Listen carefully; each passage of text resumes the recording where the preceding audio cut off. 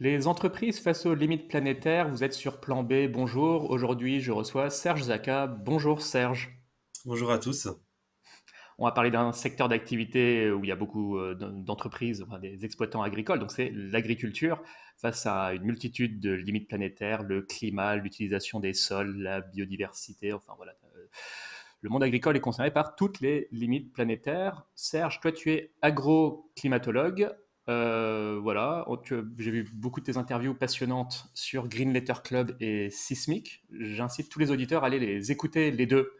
Surtout on va essayer de parler d'autres thèmes aujourd'hui, à savoir l'agroécologie, que tu as peut-être moins évoqué comme terme dans tes interviews précédentes, et en quoi ça peut venir contribuer à l'adaptation au changement climatique du monde agricole, qui est ton métier en tant qu'agroclimatologue. À tes heures libres, tu es aussi chasseur d'orages, donc tu détectes les orages un peu avant les autres, et j'imagine, tu prends ta voiture et en vitesse, tu vas là où il y a un bel orage à photographier, et tu gagnes des concours en ce sens. Voilà. C'est un peu résumé rapidement, oui. Ouais, non, je suis désolé, mais c'est pour aller droit. Mais à nouveau, j'incite tout le monde à aller voir tes interviews précédentes où tu présentes aussi plus longuement ce travail. Là, le thème que je t'ai proposé, c'est donc l'agroécologie. Encore faut-il définir ce qu'on entend, parce que ça recouvre beaucoup de pratiques, beaucoup de définitions. Moi, je prends juste, avant de te laisser la parole pour développer sur comment tu te conçois, je prends juste la définition du ministère. Assez simplement, l'agroécologie est une façon de concevoir des systèmes de production qui s'appuient sur les fonctionnalités offertes par les écosystèmes. Bon, voilà, c'est assez large. Peut-être Serge, je te laisse ce que ça t'évoque à toi. Alors, déjà, on va sortir un petit peu de ma zone de confort et c'est plutôt bien parce que d'habitude je parle de ma zone, souvent dans ma zone de confort, parce que moi je suis agro-climatologue ou agro-météorologue, donc l'impact de la météo le court terme sur l'agriculture ou l'impact du climat le long terme sur l'agriculture. Et l'agroécologie, c'est pas du tout mon domaine. Cependant, ce qui est intéressant en fait dans cette interview, c'est qu'il y a quand même des choses qui se recoupent, mais pas entièrement. Donc pour moi, l'agroécologie, c'est un peu plus quand même que profiter un petit peu des fonctionnalités du vivant pour améliorer nos systèmes agricoles. Donc qui dit fonctionnalité du vivant, ça peut être simplement de couper les vents avec des haies, ça limite l'évapotranspiration. L'ombrage aussi des arbres, ça limite l'évapotranspiration du sol, ça baisse la température du sol. Ou alors le vivant, quand on dit les bioagresseurs entre eux, au lieu de mettre un pesticide, on attend qu'il y ait un bioagresseur qui vienne et que le système se régule. Donc là, on fait intervenir en fait des notions du vivant qui euh, remplacent les notions de l'homme, le pesticide ou alors d'autres produits qu'on apporte dans les champs. Désolé, je suis un peu malade, hein, donc si j'ai ma voix cassée, c'est normal. Euh, donc voilà, l'agroécologie, c'est pas uniquement de profiter du vivant pour produire, c'est également, il y a des piliers, à mon avis, éthiques et sociaux qu'on peut rajouter. On retrouve souvent en fait l'agroécologie dans des milieux où l'agriculture est plus petite, plus familiale, plus locale aussi. Donc il n'y a pas que produire, il y a aussi respecter l'homme et son interaction avec l'agriculture que je rajouterais dans la définition. J'ai même l'impression que le terme provient limite des pays en voie de développement pour désigner certaines pratiques en Afrique, en Asie, en Amérique du Sud. Bon, voilà. Euh, Euh, le c'est un terme ne terme vient assez pas ancien. le terme ne vient pas des pays en voie de développement, c'est nous qui avons ajouté un terme pour expliquer ce que faisaient d'habitude les pays en voie de développement.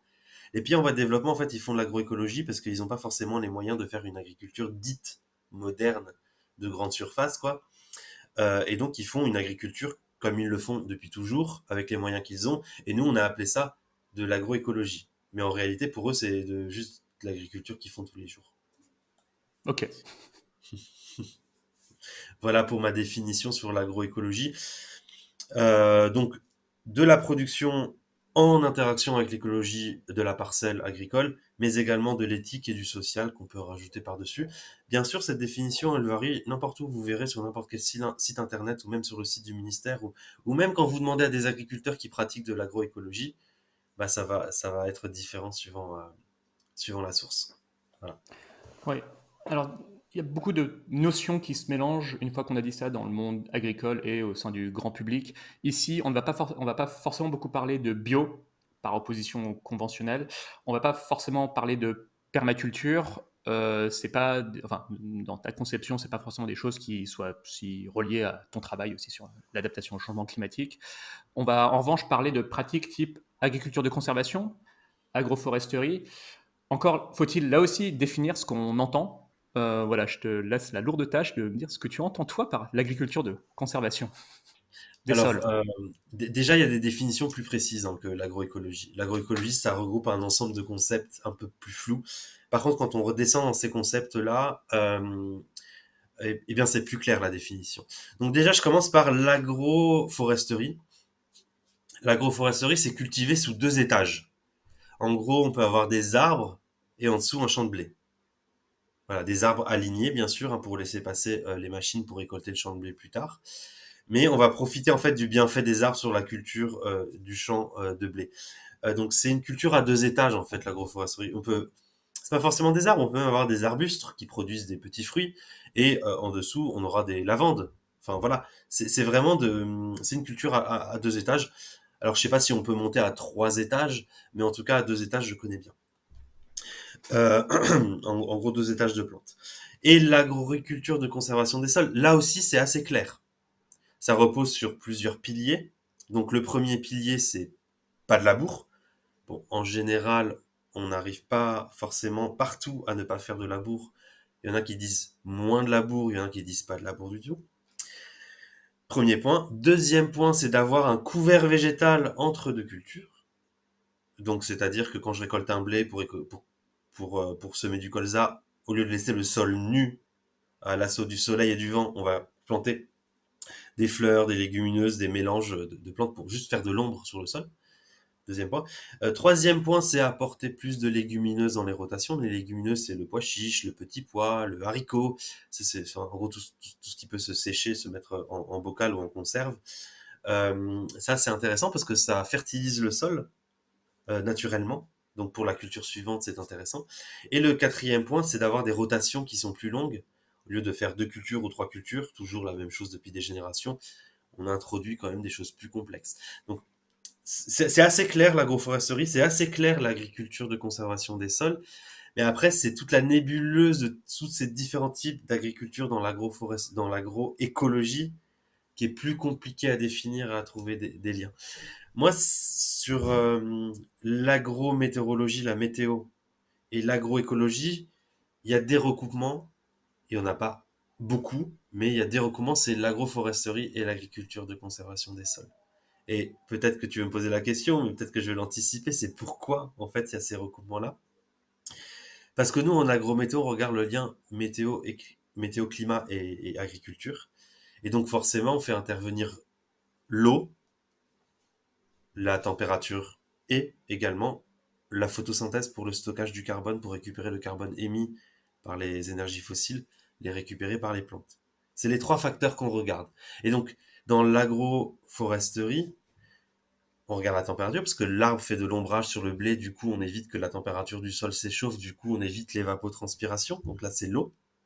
Et puis en plus on évite le vent qui augmente l'évaporation et la transpiration. Et donc on fait intervenir l'eau et la température. Et le stockage du carbone parce que l'arbre stocke du carbone plus qu'un champ qui n'a pas d'arbre. Voilà. Ça c'est le lien qu'on retrouve entre agrométéo et agroforesterie. Ensuite, l'agriculture de conservation des sols. Là, on a moins de labour, des couverts végétaux. Moins de labour, ça permet que le sol soit structuré. Donc, un sol structuré, c'est un sol qui a plus de vie. Un sol qui a plus de vie, c'est un sol qui peut stocker plus de matière organique. Et un sol qui stocke plus de matière organique, c'est un sol qui retient du carbone et de l'eau. Et c'est là où on retrouve la température, parce qu'on a aussi le couvert végétal entre les 2 cultures pour éviter que le sol s'échauffe. Donc, température, eau et carbone, on les retrouve en fait dans l'agroforesterie et l'agriculture de conservation des sols. Donc, ce sont des agricultures sur lesquelles j'ai l'habitude de parler. Par exemple, on retrouve aussi des notions un petit peu de bio, de permaculture parfois dans l'agroécologie. Et ça, c'est des choses sur lesquelles je n'interviens pas parce que ce n'est pas forcément des choses qui vont intervenir parfaitement sur le climat. Le, le- la composante écologie, donc insectes, oiseaux, est beaucoup plus présente que la composante climat. Voilà. Par contre, ce sont des agricultures que je ne critique pas forcément parce que c'est pas mon domaine. Mais c'est des agricultures sur lesquelles je m'y connais moins, vu qu'elles interviennent moins dans mon domaine d'expertise. Voilà. Sur la conservation de sol, ma compréhension assez simplifiée, c'est que ça rend le sol plus poreux, plus perméable, c'est-à-dire en cas de par exemple, forte pluie, l'eau ruisselle moins et va davantage s'infiltrer dans le sol, ce qui est donc pratique en termes de résilience face aux inondations qui sont appelées à être de plus en plus fréquentes, intenses. Et par temps de sécheresse, vu qu'on aura stocké l'eau dans le sol, ou en plus elle s'évaporera moins que dans des bassines, on va dire, là aussi le sol sera plus résilient face aux sécheresses, également appelées à être de plus en plus fréquentes, je vais y arriver, et intenses. Enfin, moi, mon introduction à l'époque sur l'agriculture de conservation, c'était beaucoup ça. C'était finalement, c'est plus résilient face aux changements climatiques et aux événements extrêmes grâce à cette capacité d'éponge accrue du sol par opposition à un sol, on va dire, compacté par le labour, quoi. C'est ça. En fait, sur l'agriculture de conservation des sols, ça se retrouve dans l'agroécologie. L'agroécologie, c'est là où on avait dit on profite des services des écosystèmes pour remplacer l'homme. Et dans le service le plus majeur dans l'agriculture de conservation des sols, c'est le ver de terre. Le ver de terre, les scarabées. En fait, c'est eux qui vont labourer le sol à notre place. C'est eux qui vont faire des mouvements de matière à l'intérieur du sol. Donc les vers de terre, c'est des mouvements plutôt verticaux. Ils vont chercher de la terre au fond, ils la font remonter en surface. Et au fil du temps, au fil des années, en fait, la terre a été retournée toute seule, à force que les vers de terre travaillent. Ça, c'est vraiment le service écosystémique qu'apportent les vers de terre, qu'apportent bien sûr les scarabées, qu'apportent les fourmis. Ils font de la vie dans le sol, ils font bouger, ils aèrent le sol, ils créent des galeries qui peuvent être empruntées par les racines pour aller s'implanter plus profondément pour chercher l'eau, mais aussi des galeries qui peuvent être utilisées par l'eau. C'est-à-dire, vu que on a plus de débris végétaux sur le sol, c'est pas une agriculture hyper propre où on a un sol tout lisse et qui est soumis à tous les vents et à toutes les pluies. On a des restes de maïs, on a des restes de blé, on a des petites branches qui se promènent. Enfin, en gros, l'eau ne va pas ruisseler, ne va pas dévaler un torrent et faire des torrents quand il y a un orage. Ça va être plus complexe à l'eau d'avancer. On ralentit la course de l'eau et en plus, on a des galeries avec les insectes ou d'autres familles qui ne sont pas des insectes, euh, qui permettent de faire des galeries et donc de retirer mieux l'eau. Et en plus de ça, plus de carbone dans le sol, plus de vie dans le sol, plus d'humus, plus tout ça. L'éponge est plus importante.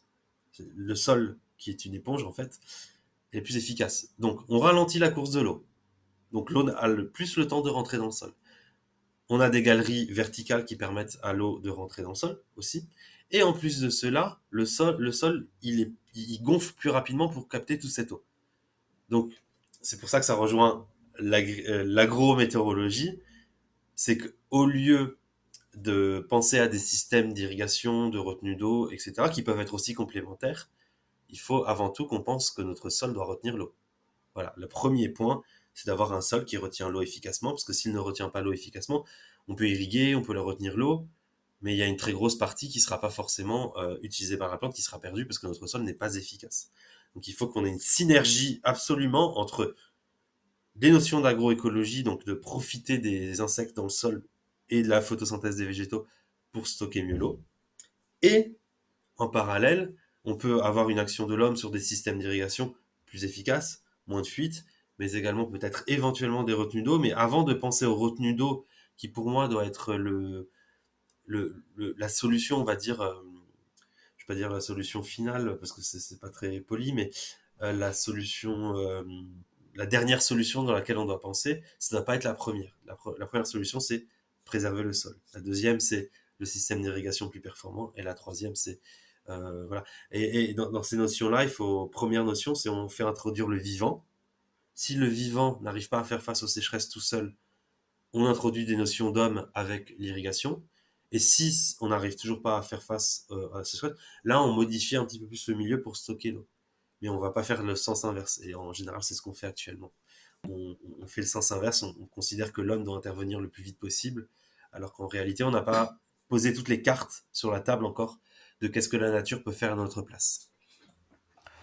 Je voulais parler avec toi aussi des aspects économiques et perspectives de passage à grande échelle de ces pratiques. Avant ça, juste petit rappel, les auditeurs, si vous aimez cette interview et en général cette chaîne où on parle de tout un tas de sujets, outre l'agriculture, l'énergie, on a parlé d'hydrologie régénérative aussi récemment avec Simon Ricard de l'association pour une hydrologie régénérative. C'est pas totalement sans lien avec ce qu'on évoque ici. Bref, vous pouvez vous abonner, que ce soit sur YouTube ou sur Spotify ou sur Google Podcast ou sur Apple Podcast. Bref, n'hésitez pas aussi à en parler autour de vous.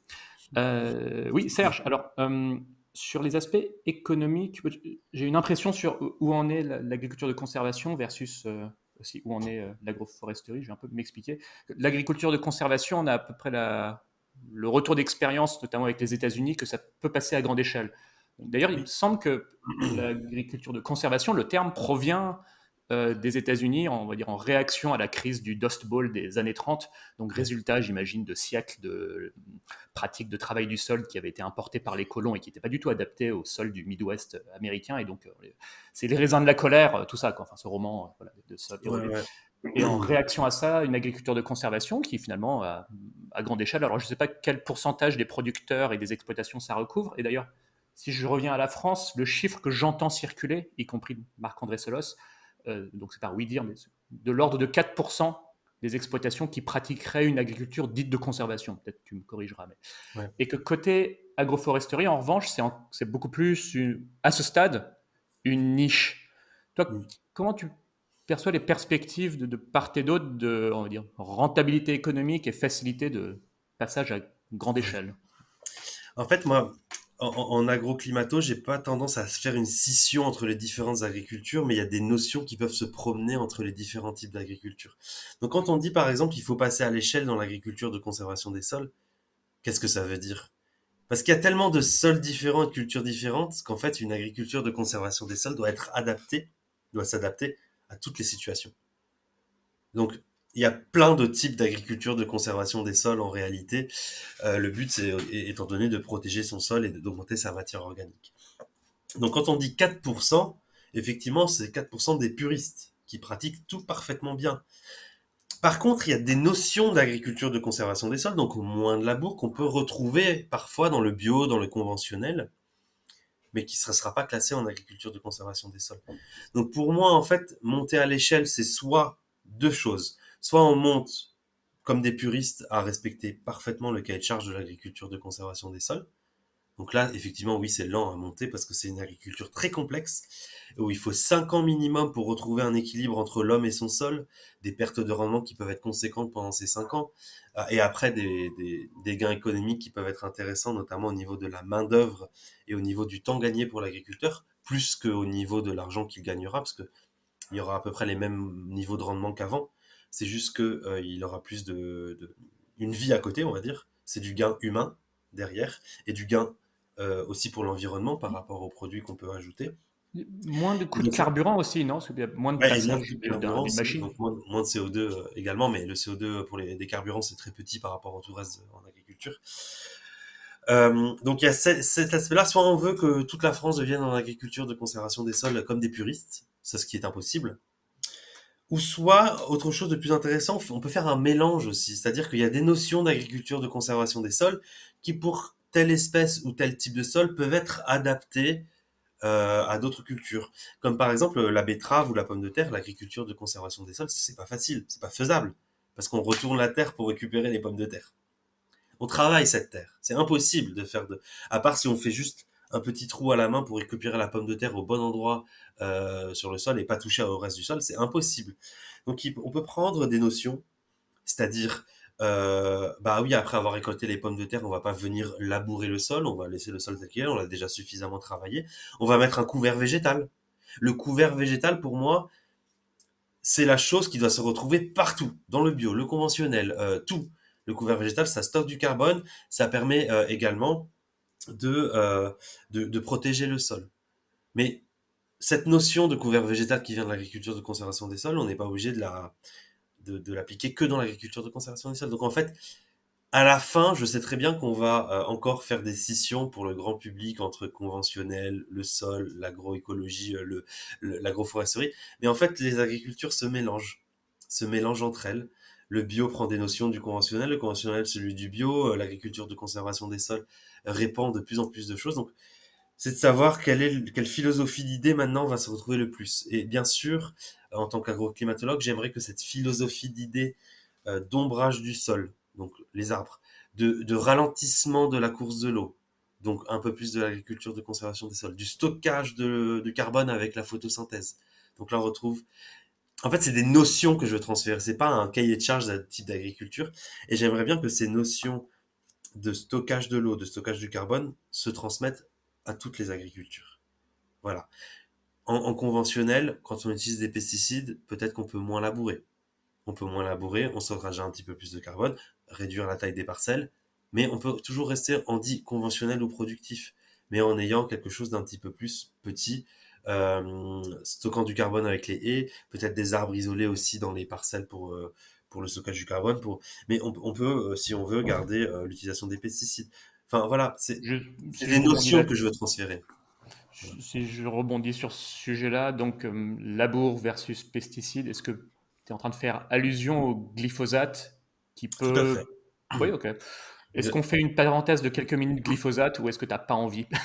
Parce que c'est un Alors, sujet je brûlant en sais ce que c'est moment. pas mon domaine, le glyphosate, et de toute façon, je ne vais que parler de généralité parce que la chimie n'est pas du tout mon domaine. Je suis agroclimatologue, mais il faut savoir que dans l'agriculture de conservation des sols, qui est une agriculture défendue par les agroclimatologues, hein, il y a un défaut vu par la société. C'est pas forcément un défaut vu par les agriculteurs.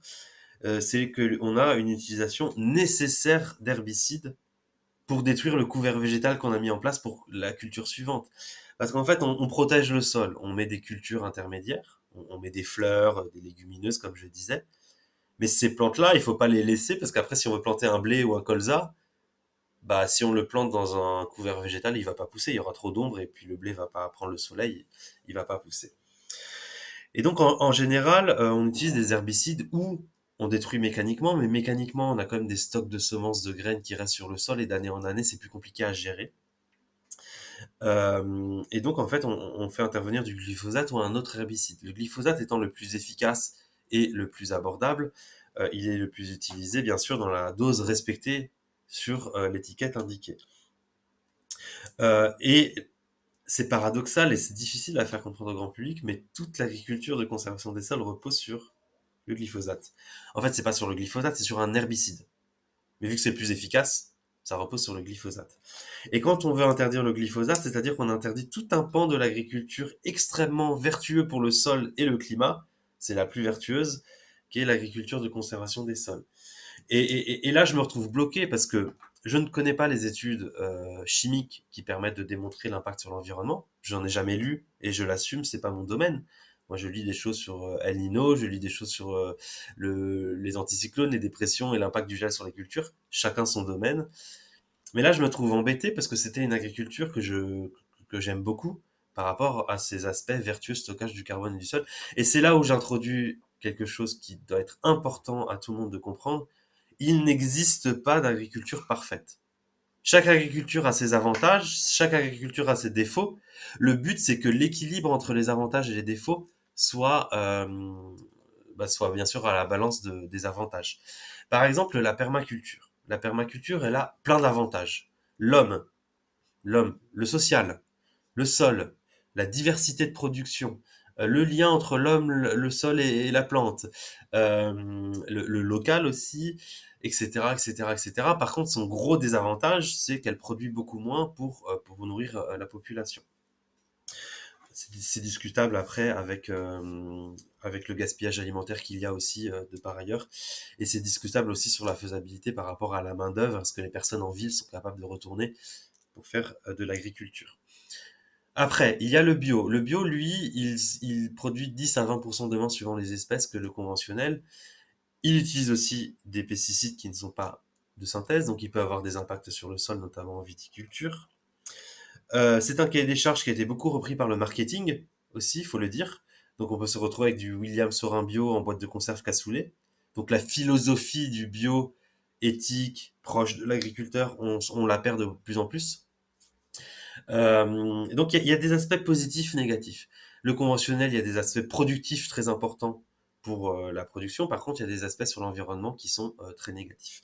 Et sur l'agriculture de conservation des sols, j'y reviens. On a des aspects positifs sur stockage du carbone, stockage de l'eau. Par contre, on a un aspect négatif, c'est l'utilisation d'herbicides.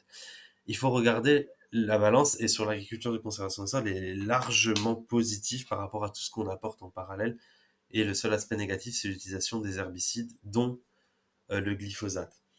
Donc j'aimerais bien parfois qu'on ne réagisse pas forcément sur l'émotion, notamment les politiques, mais que peut-être qu'on aille un petit peu plus loin, regarder aussi les vertus que ça peut avoir dans un système intégré global, l'utilisation d'herbicides, à raisonner, bien sûr. On n'est pas là pour déverser des bidons dans les fleuves. Voilà, il faut peut-être voir plus globalement en quoi peuvent être utiles les herbicides et les pesticides dans l'agriculture, parce que ça peut faire l'utilisation de ces produits qui sont négatifs pour l'environnement, mais ça peut apporter plein d'aspects positifs de par ailleurs pour l'environnement, paradoxalement. Et il faut connaître un minimum le milieu agricole pour pouvoir voilà, juger de cet aspect-là. Bien sûr, idéalement, c'est la réduction de tous ces produits-là. La réduction, c'est progressif. C'est bien sûr, il faut trouver des alternatives. Et c'est progressif, on peut pas l'arrêter. On peut pas les arrêter du jour au lendemain, sinon on détruit nos filières agricoles et tous nos métiers de terroir. Je suis venu à ce sujet-là vers 2019 quand il a commencé à être question d'interdiction du glyphosate, mais assez sérieusement, et où j'ai vu la communauté des agriculteurs de conservation vent debout. Et ça m'a dit, tiens, c'est curieux ça, que vous êtes entre guillemets du côté des gentils, qu'est-ce qui vous arrive? Et ils m'ont expliqué ce que tu m'as expliqué, enfin voilà, j'en viens un peu aux mêmes conclusions. Bon, je le mets en lien dans la description, j'ai fait un post hier en coopération avec un jeune agriculteur, fils d'agriculteur, avec qui on ne comprend pas non plus pourquoi le débat sur le glyphosate se résume à juste pour ou contre les lobbies de l'agrochimie, contre les partisans d'une interdiction totale à brève échéance. Et on fait des propositions pour aller vers un usage, on va dire, plus raisonné du glyphosate, de l'ordre de 1 litre par hectare, quitte à en complément passer un coup d'outils à disque ou à dents, enfin, pour aller chercher les plantes vivaces, parce que c'est pour ça aussi parfois, pour se débarrasser des vivaces qu'on utilise des doses plus fortes. Mais donc tout ça est très compliqué. Et bref, j'ai pris un coup sur la tête il y a 4 ans quand j'ai vu que l'opposition n'était pas aussi binaire. Mais merci Serge. Écoute, super. Peut-être on n'a pas moins parlé pour l'instant d'agroforesterie, et alors à nouveau sans aller dans le piège du passage à grande échelle, etc. Mais là j'ai l'impression quand même qu'on est sur une communauté à ce stade plus de niche. Ouais. Euh, Qu'est-ce qui freine? Qu'est-ce qui... Voilà. Bon. Alors, le premier truc qui freine, c'est déjà le système en lui-même, parce que pour intégrer de nouveaux types d'agriculture, c'est compliqué dans un système qui est déjà établi. C'est assez compliqué. Et le deuxième point, c'est le climat.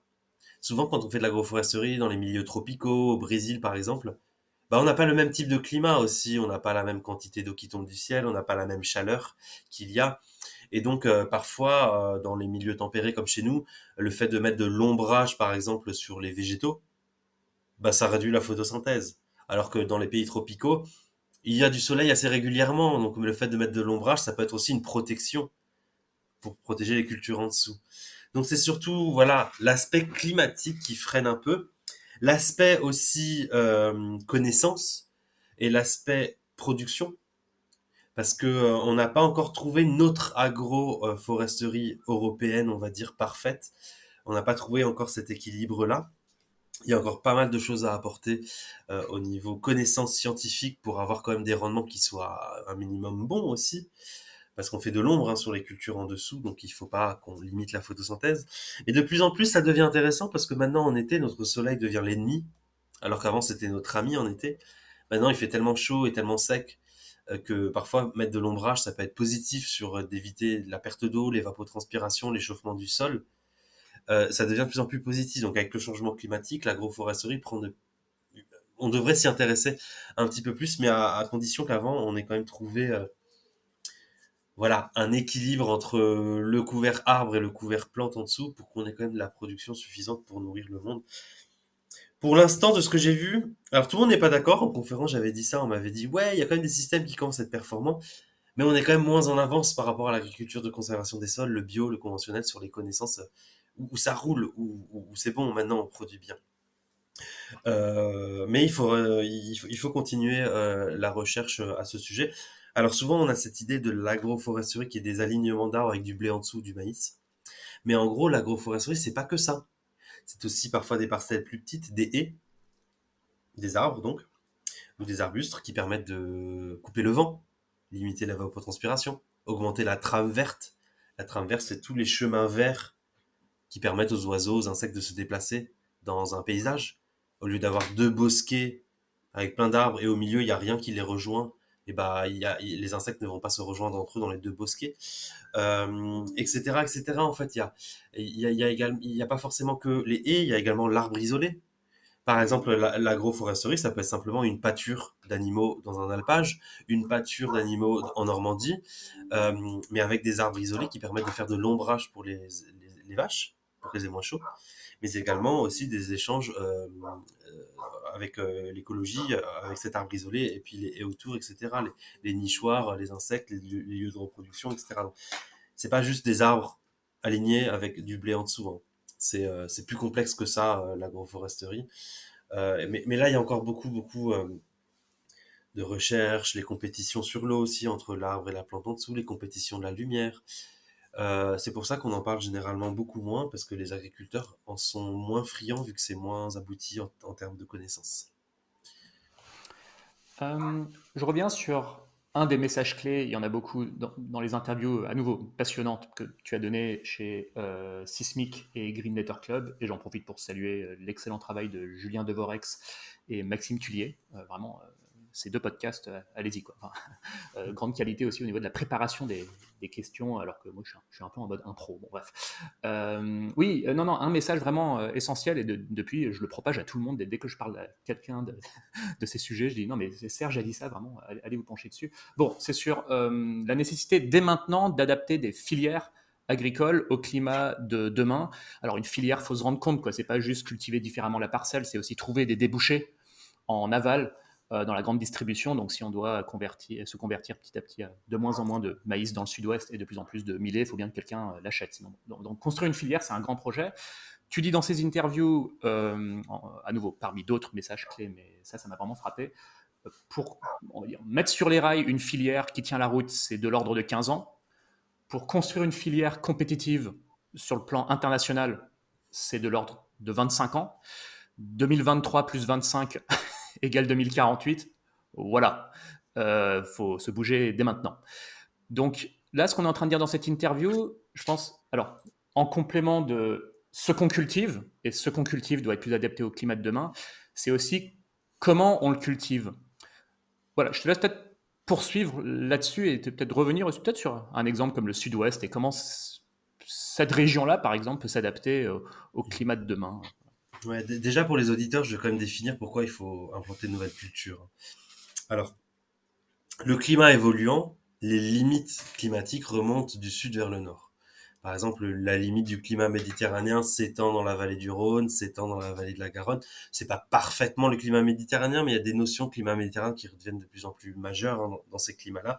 Le climat aquitain, lui, il a tendance à remonter vers Paris, vers Lille, et le climat qu'on connaissait dans le nord-est de la France, il est relégué vers l'Allemagne. Donc, quand on dit évolution du climat, on dit forcément évolution aussi des limites des productions agricoles. Parce que par exemple, l'olivier n'est pas cultivé au Danemark, il est cultivé en Méditerranée, parce qu'il lui faut un climat méditerranéen. Donc quand le climat méditerranéen remonte, la culture de l'olivier remonte. De même pour l'abricot, de même pour la lavande, de même pour l'auvin, le caprin, de même pour les légumes du soleil. On les appelle du soleil parce qu'il y a une raison. On ne les cultive pas à l'île en plein champ, etc., etc., etc. Et donc, adapter notre agriculture, il y a plusieurs solutions. Alors, je vais faire un peu cliché, mais c'est fait exprès. Soit on se dit, je vais garder mon maïs, je vais garder mon blé au même endroit, je vais garder mon pommier au même endroit. Je vais juste trouver une nouvelle variété de maïs qui va me permettre d'économiser 2% d'eau et 2% de plus de résistance à la sécheresse et aux canicules, mais je continue à faire du maïs. Ok. Pareil pour le blé. Bon, le blé aura moins de difficultés.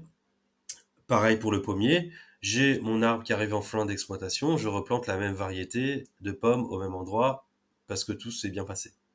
Ok. Bon, ça c'est une adaptation mineure. Ça s'appelle l'adaptation des variétés. génétiquement parlant, j'ai de nouvelles variétés qui arrivent sur le marché et donc j'adapte pour la résistance aux sécheresses et aux canicules, avec parfois des racines qui vont plus profondément, ils vont chercher l'eau plus en profondeur, une structure des feuilles qui évite l'évapotranspiration, donc la perte en eau. Tout ça, on gagne toujours quelques petits pourcentages et c'est vachement intéressant parce que depuis les années 60, ça a permis beaucoup d'augmenter les rendements.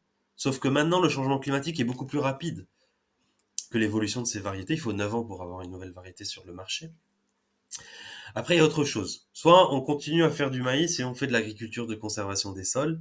C'est intéressant, on stocke plus d'eau, mais on continue à faire du maïs. Soit on fait de l'agroforesterie. Donc, on continue à faire du maïs. On se dit, pour tout ça, ce sont des adaptations qui sont mineures à modérées, quoi. Voilà. Mineur, c'est une nouvelle variété. Modéré, c'est de l'agroforesterie et de l'agriculture de conservation des sols. Mais en fait, ce qui est intéressant, c'est aussi de regarder les majeurs, qui font beaucoup plus mal économiquement parlant, mais qui sont beaucoup plus long terme. Et les majeurs, c'est par exemple, j'arrête de faire du maïs, mais en parallèle, vu que ma biogéographie, l'aire de répartition des cultures évolue, je peux de plus en plus faire du sorgho.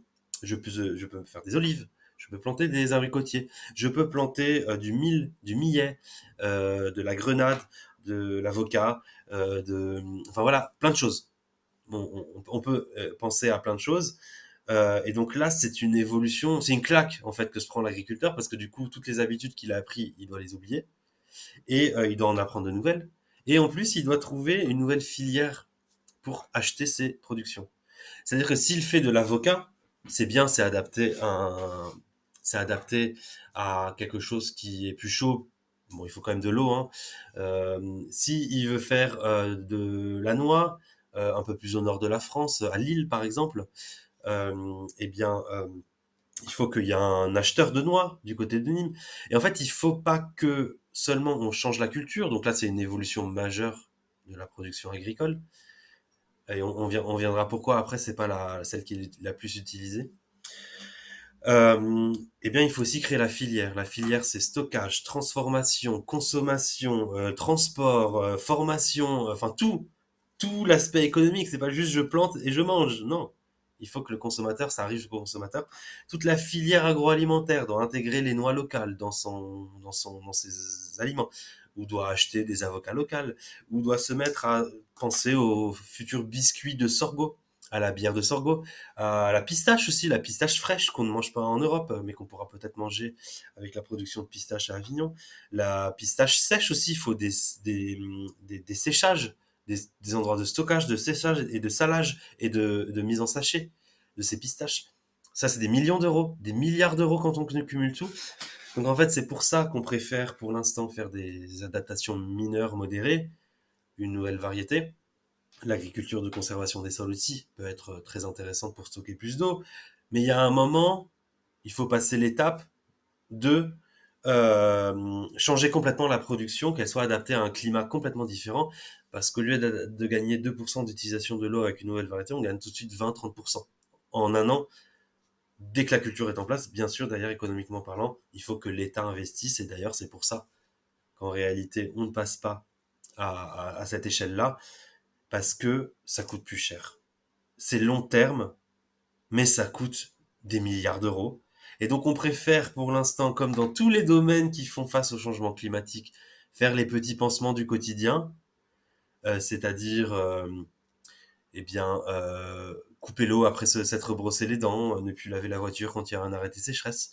Par contre, enlever toutes les canalisations des villes et les remettre pour éviter les 30% de fuite dans les villes qui coûtent des milliards d'euros, c'est plus coûteux, mais on préfère mieux réduire certaines choses, les petits pansements du quotidien qui ont certaines limites. En agriculture, c'est pareil.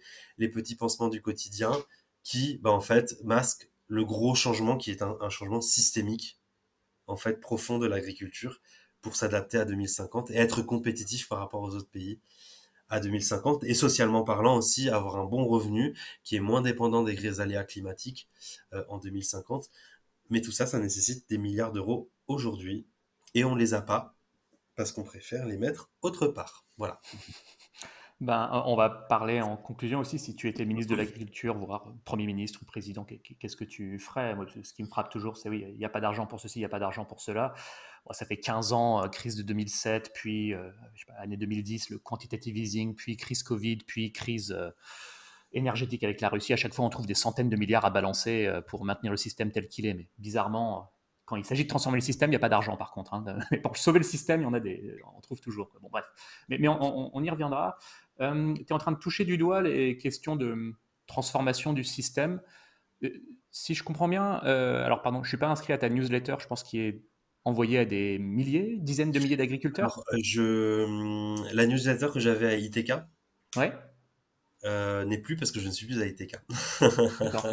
depuis Euh, 7 mois. Maintenant, je suis indépendant. Je suis chercheur indépendant, conférencier, et puis je travaille sur l'ère de répartition des cultures, hmm, en modélisation des cultures. La newsletter que j'envoyais, c'était surtout une newsletter d'événements climatiques. C'était une newsletter agro-météo, donc le court terme. C'est-à-dire que s'il y avait un événement de gel qui arrivait, une tempête qui arrivait, quel était l'état des cultures et quelle était leur sensibilité à cet événement et quelles seraient les pertes potentielles de rendement et qu'est-ce qu'il fallait faire sur le terrain. Donc c'était pas une newsletter, c'était très technique quoi. Voilà, c'était vraiment qu'est-ce qu'il faut faire pour éviter les pertes de rendement dues à un événement climatique sur le court terme. Voilà. ouais. En tout cas, ta voix porte auprès d'une communauté, alors je ne saurais pas dire si c'est des milliers ou des dizaines de milliers d'agriculteurs qui, j'imagine, sont sensibles aussi à ton message de transformation et voient bien que quand même, tu es du métier, t'es pas, bon, voilà, tu ne te fais pas des illusions sur ce que ça recouvre. Pour autant, bah, j'imagine qu'il va y avoir un biais parce que c'est des producteurs plutôt sensibles à ces questions-là, plutôt sensibles à la question du climat. En fait, peut-être une manière très caricaturale de poser la question, c'est comment tu t'entends avec la FNSEA et avec l'agro-industrie et tout ça. Ouais.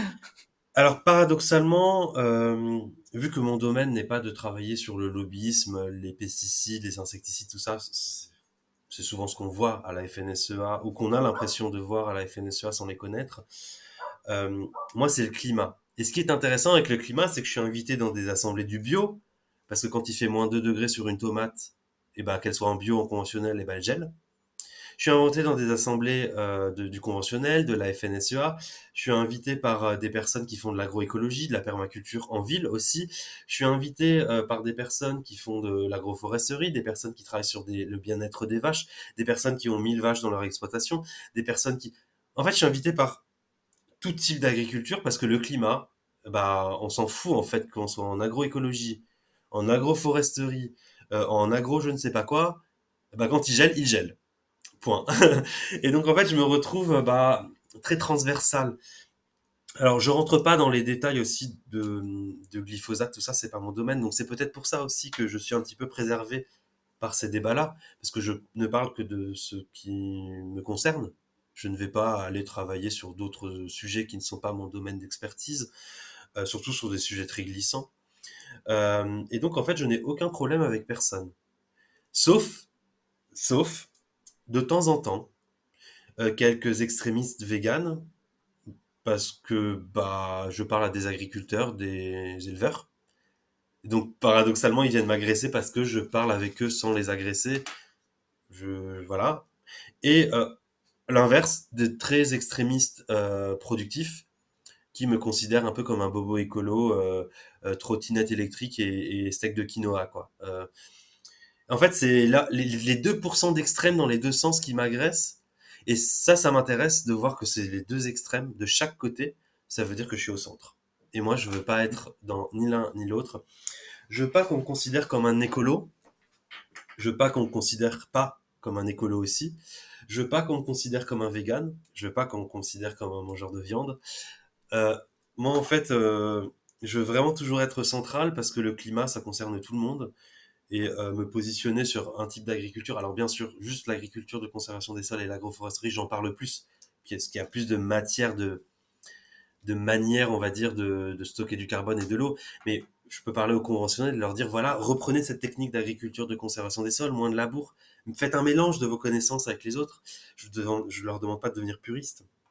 Mais voilà, moi j'ai aucun problème avec personne à ce niveau-là.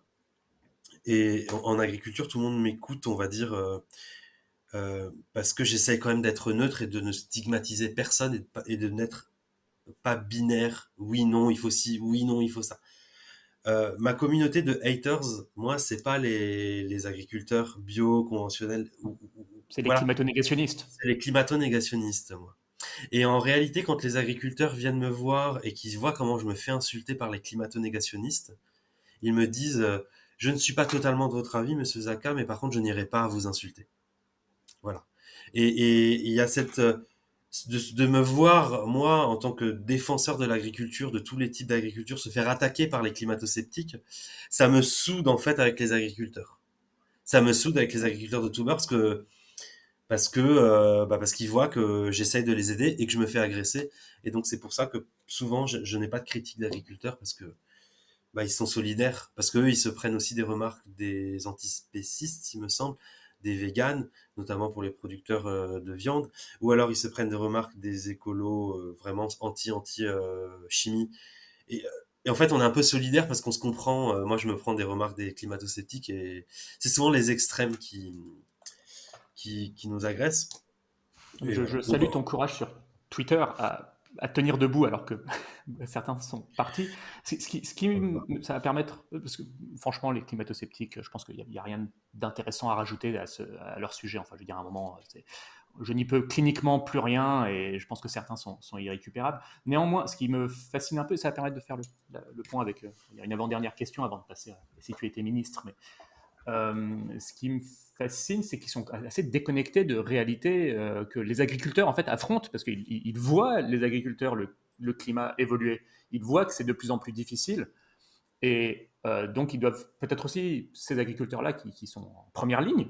Au même titre que les gestionnaires forestiers, au même titre que les assureurs, au même titre que je sais pas, les gens qui travaillent à la montagne. Enfin, là, ce n'est plus des modèles, des projections, des machins, c'est une réalité qu'on vit et que les climato-sceptiques, et je préfère honnêtement le terme négationniste parce que le scepticisme en science, c'est plutôt quelque chose de sain comme attitude. Donc, bon, bref, mhm, on va pas discuter de ce terme-là. Mais donc, quand il y a certains qui nient complètement cette réalité, je me dis aussi que les agriculteurs doivent dire mais non, mais attendez, là, vous êtes complètement hors sol, quoi.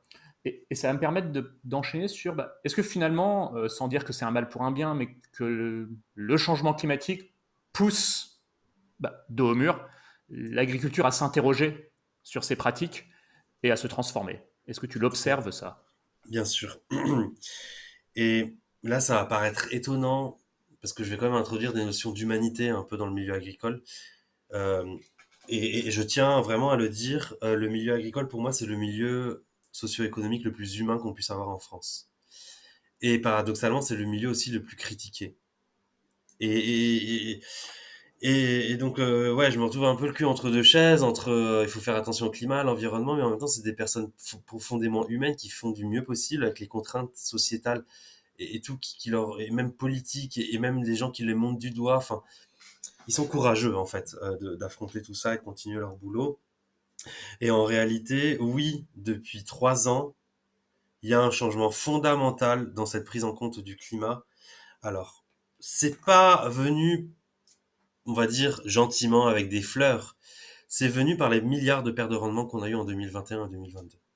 Et ils ont réalisé qu'en fait, on n'était pas à l'abri. Et que notre système agricole n'était pas du tout adapté à un climat futur, puisque vu les pertes de rendement qu'on a eues, il ne faut pas les avoir plusieurs années de suite, sinon on fait faillite. Euh, et donc, c'est vraiment se prenant une claque dans la gueule qu'ils ont commencé à intégrer le climat. Et ce qui est fondamental et fabuleux dans le milieu agricole, c'est que quand on intègre un problème, on l'intègre vraiment rapidement et, et vraiment volontairement et rapidement et avec plein d'échanges entre les agriculteurs. Et donc les agriculteurs en eux-mêmes, ils en sont parfaitement conscients, ils font plein d'essais maintenant, nouvelles cultures, de l'agriculture conservation des sols. Il y a plein d'échanges sur les réseaux sociaux. Et pour moi, c'est le problème ne vient pas de l'agriculteur. Il s'est adapté tout le temps à tous les changements et il s'adaptera au changement climatique. Le problème, pour moi, il vient des moyens qui sont attribués aux agriculteurs de la part des politiques pour faire face à ces changements.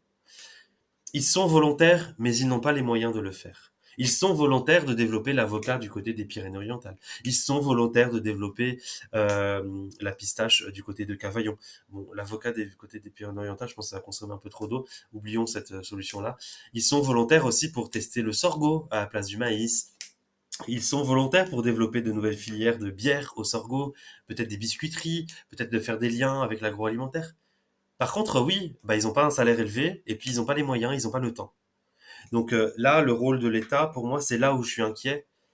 Cette prise en compte, cette conscience en fait que prend de plus en plus en compte le grand public, cette conscience que prend de plus en plus en compte les agriculteurs, donc les personnes de métier, le consommateur aussi, même s'il y a encore beaucoup d'efforts à faire, j'en suis désolé, euh, et bah, va complètement à l'encontre en fait de la conscience politique, où on a encore à faire les petits pansements du quotidien qui font plaisir à l'électorat, c'est-à-dire les réserves de substitution en eau, même si ça peut être intéressant, mais également aussi les nouvelles variétés, même si c'est également intéressant, mais on oublie tout le reste, parce que ça c'est des solutions court terme. On oublie les milliards qu'on peut déverser pour développer de nouvelles filières plus long-termistes, on va dire, plus adaptées à un climat futur. On fait plaisir à un électorat, on fait plaisir aux solutions court terme et on oublie le reste. Et c'est là, moi, ma critique, c'est pas agricole, pas du tout du milieu agricole. Moi, ma critique, elle vient vraiment des moyens attribués au milieu agricole pour faire face à tout ça. Pour faire face à tout ça, par exemple, la PAC n'intègre pas forcément, la PAC est beaucoup basée sur le revenu qu'a les agriculteurs par rapport au rendement, mais elle n'intègre pas forcément les services écosystémiques, elle n'intègre pas forcément le stockage du carbone, elle n'intègre pas forcément le développement de nouvelles filières adaptées au climat futur. En fait, l'agriculteur, c'est pas juste je vous nourris, c'est aussi je prends soin de sol, enfin de mieux en mieux plutôt. Euh, je replante des haies, ou de mieux en mieux également. Je prends soin de la campagne aussi. Je développe des filières économiques locales. C'est pas juste le blé ne se transforme pas en pain comme ça. Le poulet n'arrive pas dans votre assiette comme ça. Euh, en fait, il est à la base de toute une économie, mais en fait, on le rémunère seulement par rapport au produit final, ce qu'on mange, ce qu'il produit, mais on le rémunère pas par rapport à tous les services. Donc, ouais, en fait, il faut pas juste se dire est-ce que les agriculteurs sont conscients? Ils en sont parfaitement conscients à 1000%, ils essaient de s'adapter. Alors, il y a toujours les 2% de climato-sceptiques aussi qu'on retrouve dans toute la frange de la population. Ok. Mais par contre, ils n'ont pas du tout, mais alors pas du tout les moyens de faire face à ça. Euh, c'est un petit peu comme si on vous disait ah bah super, si tu veux faire face au changement climatique, tu mets des panneaux solaires, tu récupères l'eau, t'achètes une voiture électrique. Ah oui, t'es payé au SMIC? Ah bah débrouille-toi alors. Moi, je te donne une enveloppe de 1 000 € pour débrouiller. Et puis voilà, c'est une aide, ok. Bah là c'est pareil les agriculteurs. On doit faire de l'agroécologie, on doit stocker du carbone, on doit stocker de l'eau, on doit faire face à BFM TV qui nous engueule, on doit faire face à Mamie Michou qui comprend pas pourquoi on met un produit dans le champ qui vient faire une manifestation et faire un câlin à un arbre à côté pour arrêter les épandages de pesticides. On doit gérer aussi les voisins, on doit gérer le social, on doit gérer l'évolution sociétale qui veut manger moins de viande. On se prend des claques dans la gueule et on se prend des claques dans la gueule du climat et de la société. Mais je gagne 1 500 €, mais j'ai une aide de 150 € pour faire face à tout ça, bien sûr. Et quand il y a un événement climatique de gel, je reçois une enveloppe de 300 € parce que j'ai eu 100% de perte de rendement. Donc ouais, non, en fait non, c'est pas la politique des petits pansements, c'est la politique des grosses claques dans la gueule qu'il nous faut, des nouvelles filières et vraiment qu'on mette les couilles ou les ovaires sur la table et qu'on se dise on avance. Sauf que les politiques, leur objectif, c'est pas d'avancer, c'est de se faire réélire. Hum, Voilà. hum. Ça va permettre d'aller sur notre dernier sujet, c'est-à-dire quid de la transformation des politiques agricoles. Je suis évidemment sensible à ce que tu dis. Je rajouterai parmi toutes les difficultés qui s'accumulent, que les agriculteurs doivent porter un peu seuls sur leurs épaules, l'envolée des primes d'assurance, Oui. entre autres, avec le climat qui change, qui aide pas, mais bon, bref. Ça, et puis au final, ce sont les acteurs qui portent un peu sur leurs épaules tous les aléas, quoi. C'est pour leurs pommes, quoi. Quand il y a une catastrophe, un gel par exemple, c'est moins Carrefour et le consommateur qui souffrent qu'au final l'agriculteur, quoi. C'est souvent pour sa pomme. Nous, bon, bah, c'est pas grave, on importera les abricots perdus d'ailleurs. Bon, il y en aura toujours peut-être dans les étals, peut-être un peu plus cher, mais globalement, pour le moment, on absorbe, quoi. On n'en est pas à ce que. Bon. Sauf les agriculteurs. Euh, ouais, sur les politiques agricoles, moi, ce qui m'a frappé en essayant de m'intéresser aux divers sujets critiques pour notre existence, donc énergie, agriculture et autres, mais sur l'énergie, depuis le rapport RTE, pour faire simple, maintenant on a un peu des horizons. On dit, ok, le paysage énergétique de la France, il pourrait ressembler à ça, ou à ça, ou alors ça avec plus de nucléaire et moins de renouvelables, ou alors ça avec moins de nucléaire et plus de renouvelables. Enfin, on a des horizons et ils sont précis sur, bah, ça implique tant de voitures électriques, ça implique temps de sobriété, etc. Et puis il y a des variantes. Bon, mais au moins, ça a ouvert les horizons et j'ai un peu moins l'impression qu'on fonce dans le mur aveuglément. Et les politiques ont repris à leur compte ce rapport pour dire bah, on va plutôt aller dans telle trajectoire. Ok, je vois, il y a une sorte de mise en mouvement depuis peu, suite à 20-30 ans d'absence totale de politique énergétique. C'est juste pour donner une analogie. Côté agriculture, alors sauf à ce que j'ai raté quelque chose, je dirais que j'aurais été preneur d'une sorte de prospective de la part du ministère ou je ne sais quelle instance pour dire bah voilà un peu les différentes voies possibles d'adaptation de l'agriculture et des paysages agricoles possibles de la France en 2050. Mais j'ai pas l'impression qu'on soit dans cette démarche de long terme là. À nouveau, sauf à ce que j'ai raté un gros truc, hein, et qu'on est dans Alors le oui. court-termisme. Voilà. Mais toi, qu'est-ce que tu ferais? Alors, il y a des nouvelles choses qui sont en cours, l'agriculture de 2050, la biogéographie. Ça a été notamment poussé par mes interviews, en fait, par tout ce que je disais. Ils les ont écoutés. Il y a des appels d'offres, d'études maintenant. Et ça, ça a été notamment poussé par Monsieur de Normandie, qui était le seul ministre de l'Agriculture que j'ai connu qui s'intéressait à ces sujets-là et qui m'appelait toutes les semaines pour en parler. Dès qu'on a changé de ministre, J'ignorais ça. C'est plutôt bravo, bravo ouais, non, Serge. non, c'est très bien. Depuis qu'on a changé de ministre, je n'ai plus aucun contact avec rien du tout du ministère, alors que le changement climatique ne s'est pas arrêté depuis, hein. Donc c'est un peu dommage, en fait, ça dépend vraiment de la volonté de chaque ministre, de ses connaissances, alors qu'en fait, le climat, ça devrait pas dépendre de la volonté de chacun. Mais bon.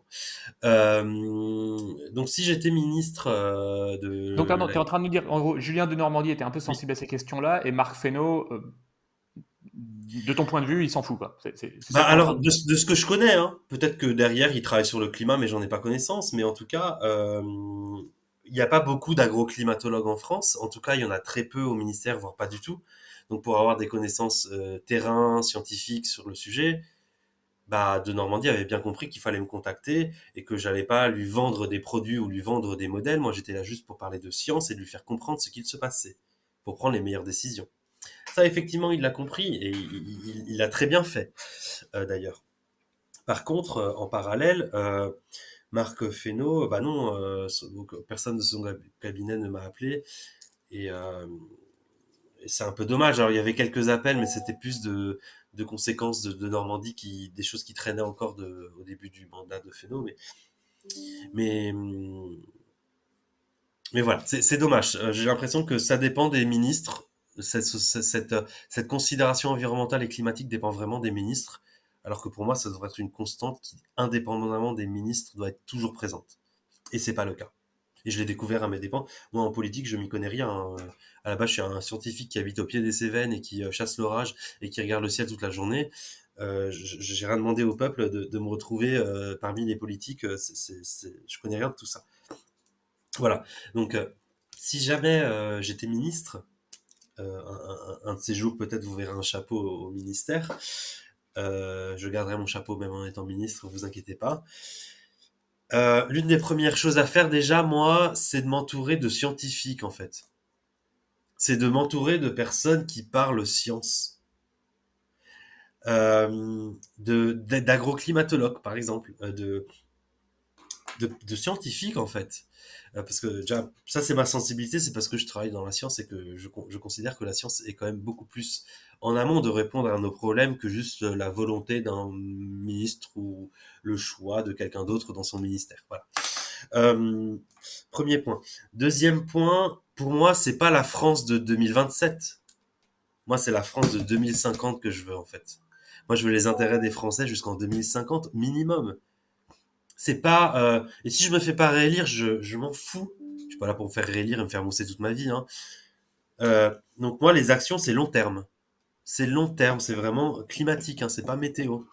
C'est-à-dire développement de nouvelles filières, développement du stockage du carbone à travers agricultures et forêts.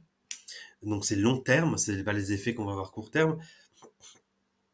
C'est aussi évolution de système de rémunération des agriculteurs basé aussi sur des aspects long terme de services rendus. Stockage du carbone, biodiversité, kilomètres de haies,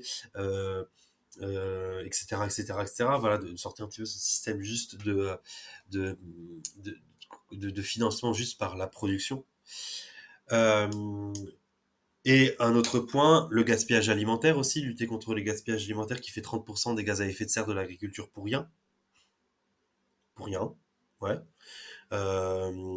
C'est bien de se dire, oui, le bio, on produit moins avec le bio, donc on peut pas nourrir le monde. Ouais, mais si tu fais du bio et tu gaspilles moins, bah ça revient à la même chose en fait. Voilà. Oui. Un peu moins de viande aussi, ça libère des terres. Bon, ouais. C'est un autre équilibre.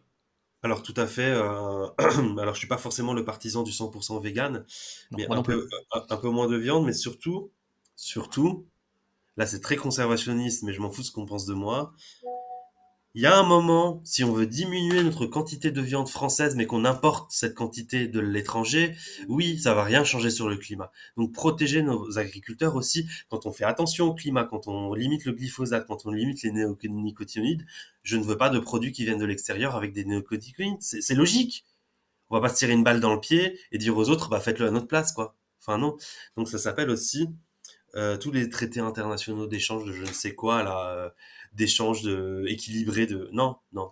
Enfin non, le bœuf aux hormones alors qu'on peut pas produire aux hormones en France, non. Si on pouvait produire aux hormones en France, bah pourquoi pas de l'importer de l'étranger aussi, ok. Mais non, un avantage compétitif chimique de l'extérieur qu'on ne retrouve pas en France, non, non. Et dernier point, je remettrai la cuisine à l'école. Il y a un moment aussi, la société Uber Eats qui a tout en cliquant sur un bouton. Non, moi je veux que les enfants ils apprennent à faire un potager et puis à faire à manger aussi.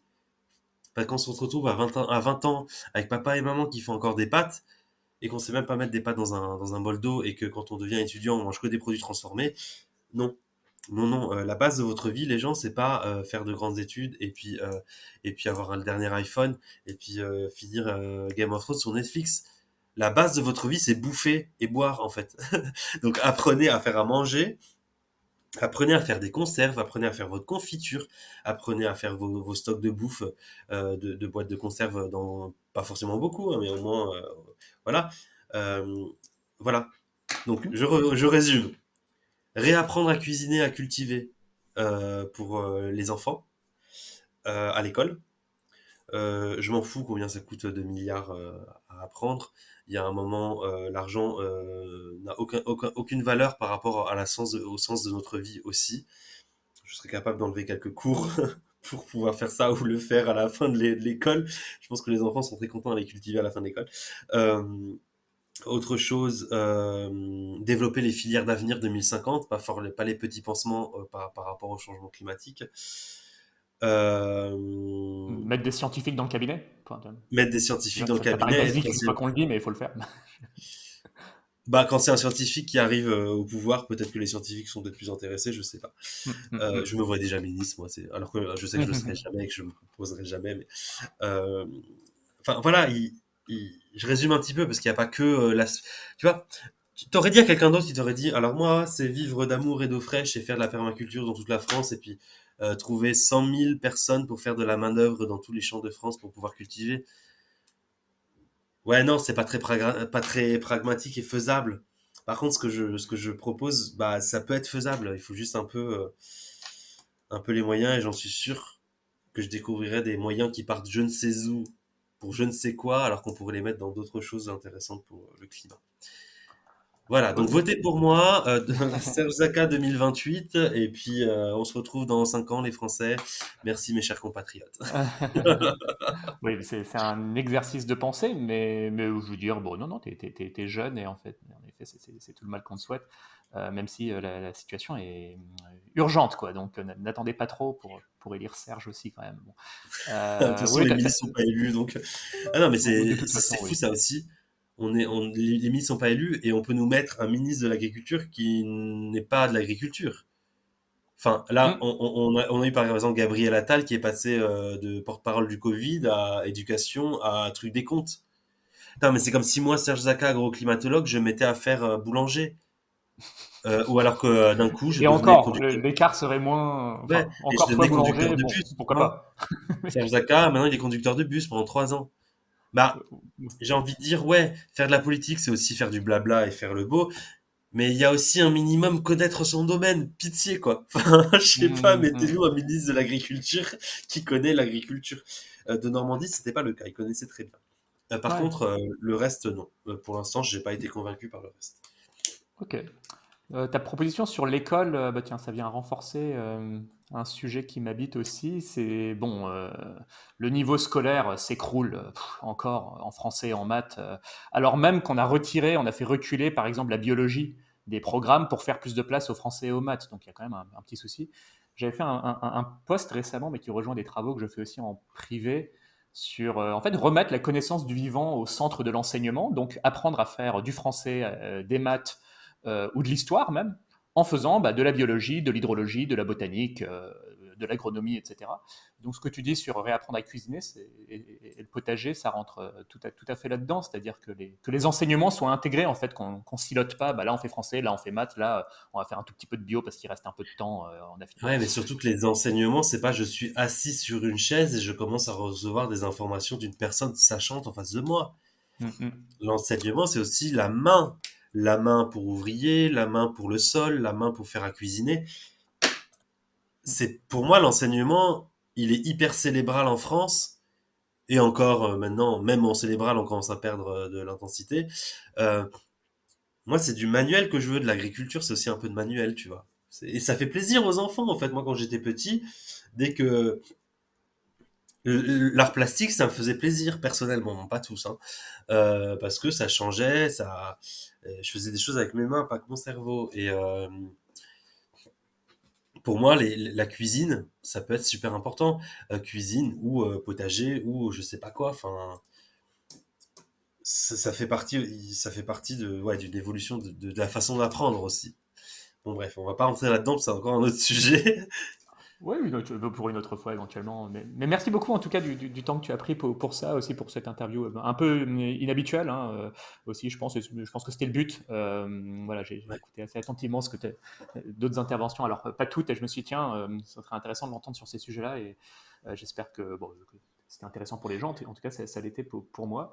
Merci beaucoup Serge, Bah, et je te dis à une bah, prochaine fois. avec plaisir, Cyrus. Et bah oui, à une prochaine fois sur les réseaux sociaux, sur LinkedIn, sur Twitter. Pour les auditeurs, n'hésitez pas à me suivre hein, sur les réseaux. Je parle beaucoup de ces sujets-là au quotidien. Voilà. Bien sûr. Alors, pour résumer, tu es sur Twitter, sur LinkedIn, est-ce que c'est Sur Blue d'autres Sky, réseaux? sur Facebook, sur Instagram, mais c'est plus pour les photos d'orage là. Ah, d'accord. Blue Euh, Sky, donc je connais pas, hein, mais ça Blue vient Sky, c'est d'apparaître. le concurrent de Twitter. Ah oui, d'accord. Ok, Mais ok. il faut être sur Twitter pour comprendre. Et vu que Ouais, sûrement, toi, ouais. t'es surtout sur LinkedIn, oui. Euh, voilà, non, en fait, c'est les mêmes posts que je fais sur tous les réseaux sociaux. C'est juste que je touche des personnes différentes, plus âgées sur Facebook, plus jeunes sur Insta. Enfin, Ouais, ouais. j'essaye de toucher toutes les catégories d'âge et de tendances aussi, de fond, de mode de réseaux sociaux. Voilà. Ouais, ouais. Ah non, je suis bien placé pour savoir que c'est un travail qui prend du temps, hein, plusieurs heures par jour pour voilà, affûter les propos, répondre aux commentaires, Ah oui, c'est terrible. sensibiliser, oui, faire des recherches tout autour, être sûr de ne pas se tromper. Bon. Et encore, je pense que je me trompe probablement plus souvent que toi, donc tu dois y passer Ah beaucoup de bah, temps. moi, je suis pas parfait non plus, hein, je le dis très bien. Même dans l'interview que je viens de faire, il y a des choses qui sont critiquables aussi, hein. Bien sûr. D'ailleurs, n'hésitez J'ai pas. jamais dit que j'étais le scientifique parfait à suivre de partout, hein. Et au contraire, pour moi, les scientifiques parfaits à suivre de partout, c'est ceux qui considèrent qu'ils ne sont pas parfaits, qui assument le fait de ne pas être parfait, qui le savent très bien. Moi, je ne suis pas parfait. Je fais des erreurs et j'apprends aussi comme vous en lisant. Donc, voilà, il y a des choses qui peuvent être critiquables et n'hésitez pas à les critiquer, hein. Bon, ne m'insultez pas parce que là, je vous écouterai pas, mais critiquez-moi, n'hésitez pas. Tout à fait. Puis bon, le but aussi, moi, je pense, enfin, mon poste et cette émission, c'est aussi susciter le débat. Et en général, les gens commentent et répondent de manière constructive. N'hésitez pas à le faire aussi, vous, en commentaire, que ce soit sur YouTube ou sur LinkedIn ou autre. Merci beaucoup, Serge. Merci à toi et bonne Au journée à revoir. tous.